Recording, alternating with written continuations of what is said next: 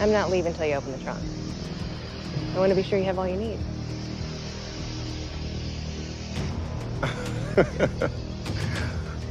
I see. Go on and open it.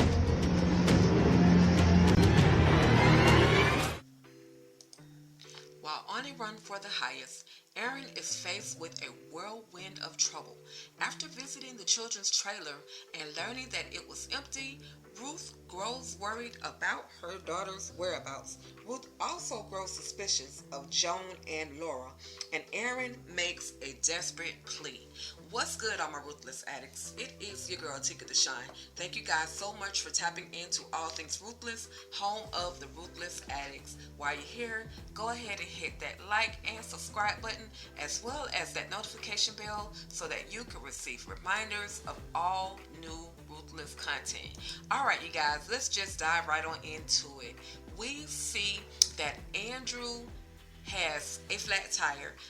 We know that those bodies of Lynn and Brian are in the trunk of the car. So he knows not to lift that hood because Deputy Kate has made her way up to him. Now, not only does she sit in her car for a second and observe to see what he's doing, she finally gets out of the car and she approaches him.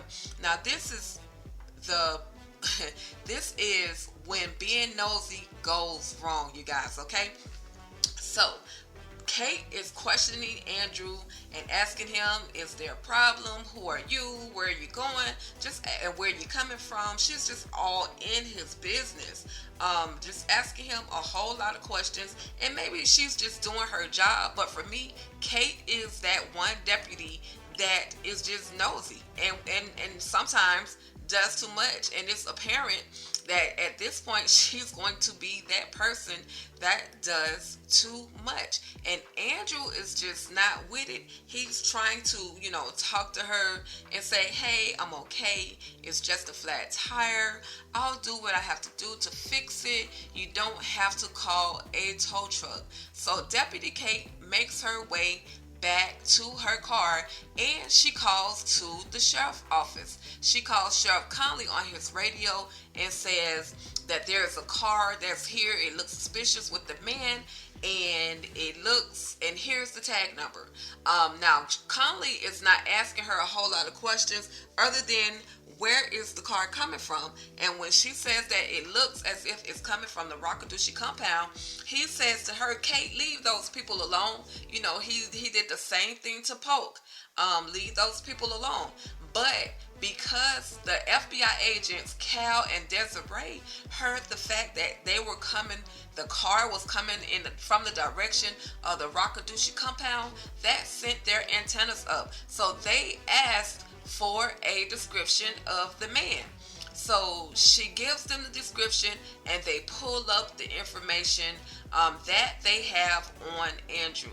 But before she can completely finish giving him everything, Sister Kate, y'all, gets herself choked out by Andrew.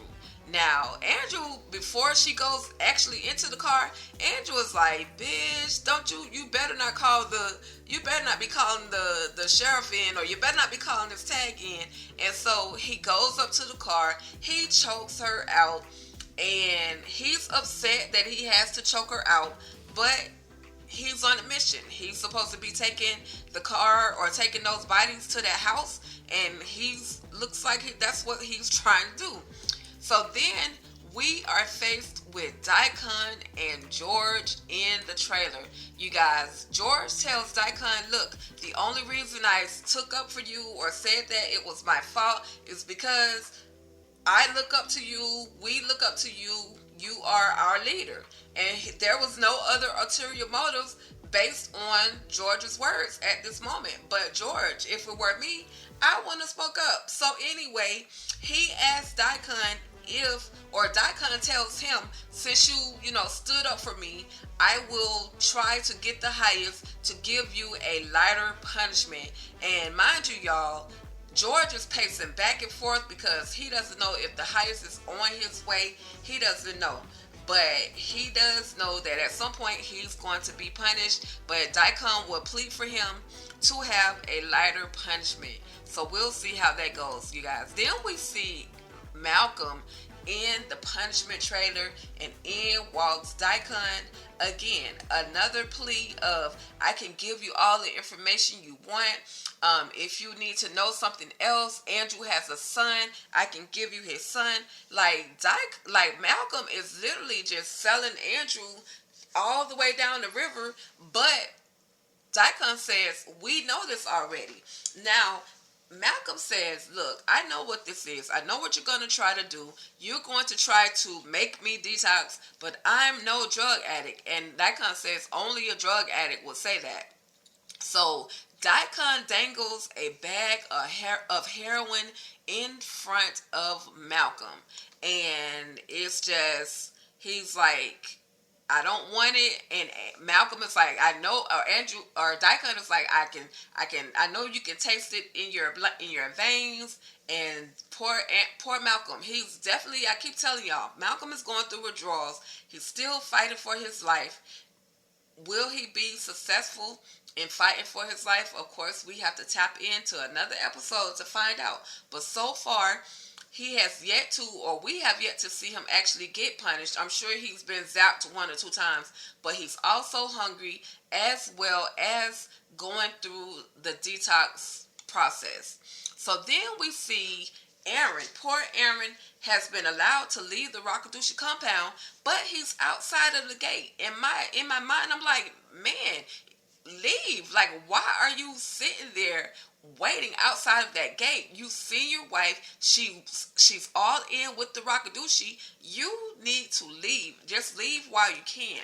So then we see Ruth and Joan. They're looking at Aaron like, bruh, what are you, sir, what are you doing? You need to leave.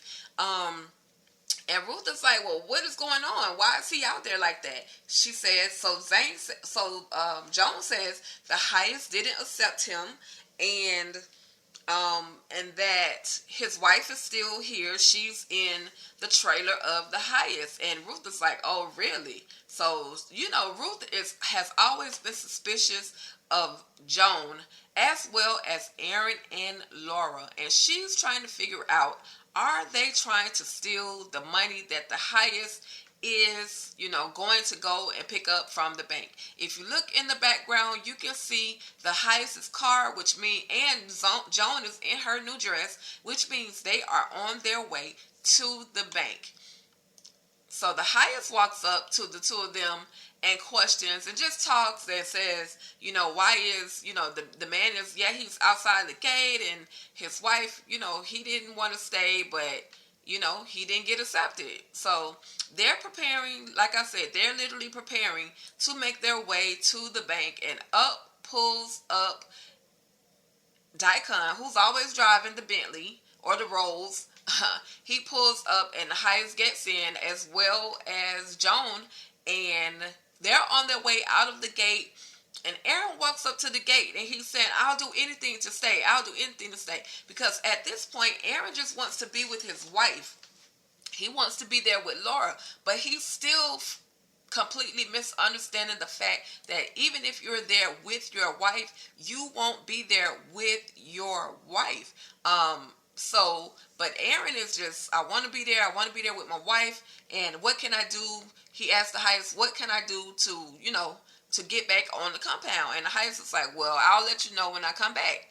So hopefully Aaron will walk away. Just walk away. Aaron, just walk away. So then we see Ruth and River talking. As always, they're always with the side eye. But they're having a conversation. She says to him, I wonder why he didn't get accepted and she got accepted. And so Ruth is like, okay, well, I'm going to go talk to her. And of course, River's like, well, I'm going to go talk to him. And so Ruth makes her way into the trailer of the highest, where Laura is. Of course, Laura is not first visible, and then she just pops up out of nowhere, still with that big happy smile on her face. And she's saying, the highest accepted me here, and I'm happy, and everything is just so beautiful. So we already know Laura is just super high on all kind of psychotropics, like hallucinogens, everything that makes her see things that aren't there. So Ruth is just trying to feel her out, because at this point, Ruth thinks that Joan and Laura are actually the ones that are working together. So then we see the FBI have pulled up on Kate. And y'all, can I tell y'all, I actually laughed when I saw Kate connected to this car.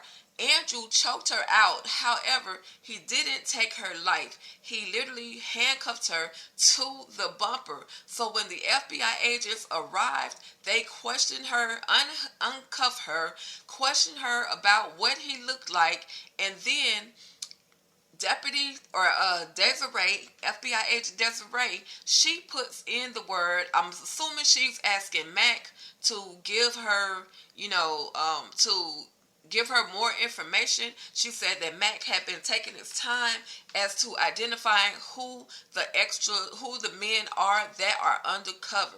So it sucks to have Mac, who is also in on it, who's supposed to care for you, and he's literally the one that has you there, literally about to lose your life. It's already lost I lost one agent and another agent that they mentioned. So anyway, the highest, Daikon and Joan, pull up on the scene, and of course, Desiree, she walks up to them, and she's talking to Daikon at first, but then she says, she asks, where are you going?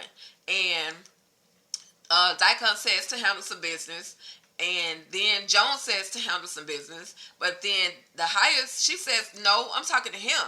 And so she says to the highest, where are you going? And he says to take care of some business. So of course Daikon is like, oh well, I'll help you if you need any help. And they know who it is that they've identified that has escaped, or not pretty much escaped, but is on a mission. They know who they allow off of that Rakadushi compound, and they don't seem to have any worries about it at all. So they allowed them to make their way on to the bank, okay, to go handle their business. So then we see River has made his way outside of the gate. Now, mind you, River is not supposed to be outside this gate, but he has made his way outside of the gate to talk to Aaron. And Aaron tells him, I just want my wife and I want to get out of here. And so River is questioning him, like, how well do you know her? Like, because River is suspicious of Laura at this point as well, thinking that she and Joan are working together. So he's questioning her, and he's questioning Aaron. And so Aaron further, he proceeds to say that my parents disowned me because they thought that she was a scammer. So Laura has another side of her that we don't know about. It's not just the naive, I'm here because I want to be able to have a baby. No, now River is even more suspicious of her, thinking that she is there to steal the money. So then we see Ruth, and Ruth tells Zane, you look calm, you look like you're doing better. And so Zane proceeds to let her know, look, Ruth, I know that I was playing crazy. I'm not really crazy. Yes, your pill did, quote unquote, calm me down, but she also lets her know what type of pill she actually took. But she also said, Zane says, look, I'm not crazy. I'm playing crazy. I'm just trying to, do whatever. But I'm still in on the plan. I'm still in on you guys' plan. And so Ruth gives in a moment of trust and says to Zane, listen, I have something to tell you, but I don't want you to spaz out. I don't want you to panic. I need you to remain calm. So then she tells her that Lacey is still alive.